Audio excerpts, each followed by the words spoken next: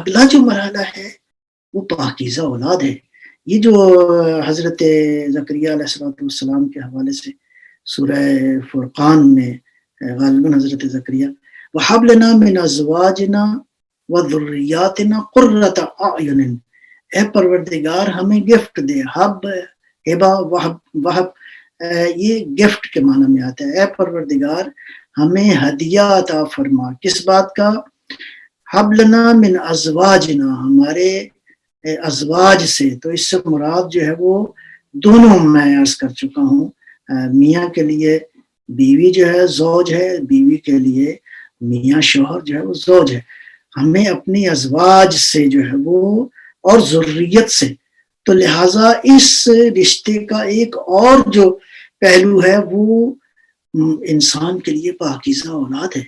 اور پاکیزہ اولاد کے لیے یقین کریں انبیاء نے دعائیں مانگی ہیں، خصوصاً حتیٰ قیامت تک جو آپ کی نسلیں آنے والی ہیں ان نسلوں کے حوالے سے آپ کو ہونا چاہیے، میرا مطلب متوجہ ہونا چاہیے، یا کم از کم پریشانی ہونی چاہیے کہ ہماری آنے والی نسلوں کا کیا بنے گا. یہ جو ایک روایت ہے کہ جس نے کسی برائی کی بنیاد رکھی جب تک وہ برائی رہے گی، اللہ معاف کرے اگر انسان دنیا سے چلا بھی گیا تو اس کے آثار جو ہیں اس کو وہاں تک جو ہے ملتے رہیں گے. اور اگر کسی نے کسی نیکی کی بنیاد رکھی، ایک نیک عمل کی بنیاد رکھی، تو حتیٰ مر جانے کے بعد بھی اس کے اثرات جو ہیں انسان کو ملتے رہیں گے. اور ان نیک اعمال میں ایک سب سے بڑا نقطہ جو ہے وہ اولاد کی دعا کرنا ہے، اولاد کی تربیت کرنا ہے، اولاد کی پرورش کرنا ہے. لہٰذا دیکھیں یہ بہت واضح ہے کہ دین مقدس اسلام کے جتنے بھی احکام ہیں یہ سارے کے سارے احکام دیکھیں، ایک اس کا ظاہر ہے ایک اس کا باطن ہے. وہ مراد در حقیقت باطن ہے. وہ ظاہر تو ضروری ہے لیکن ظاہر منزل نہیں ہے، آبجیکٹو نہیں ہے. اس کے پیچھے جو ہدف اور مقصد ہے وہ بڑا ہے، وہ بنیادی ہدف ہے.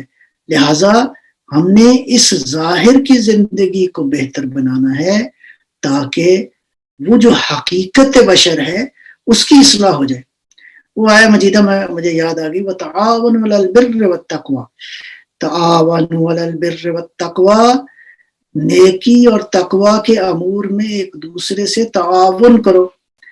عربی زبان میں یہ تعاون دو طرفہ تعاون ہے، یک طرفہ نہیں ہے، 2 وے ٹریک ہے، یہ 1 وے ٹریک نہیں ہے. ایک دوسرے کے ساتھ تعاون کرو.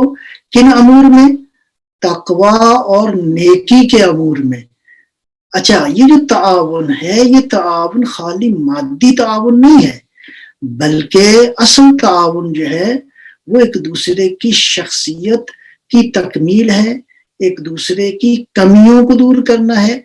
اور بہتر کہ اس سے خوبصورت رشتہ جو ہے وہ کوئی اور ہمیں نظر نہیں آتا جو انسان کی شخصیت کے تکامل میں جس نے رول ادا کیا ہو.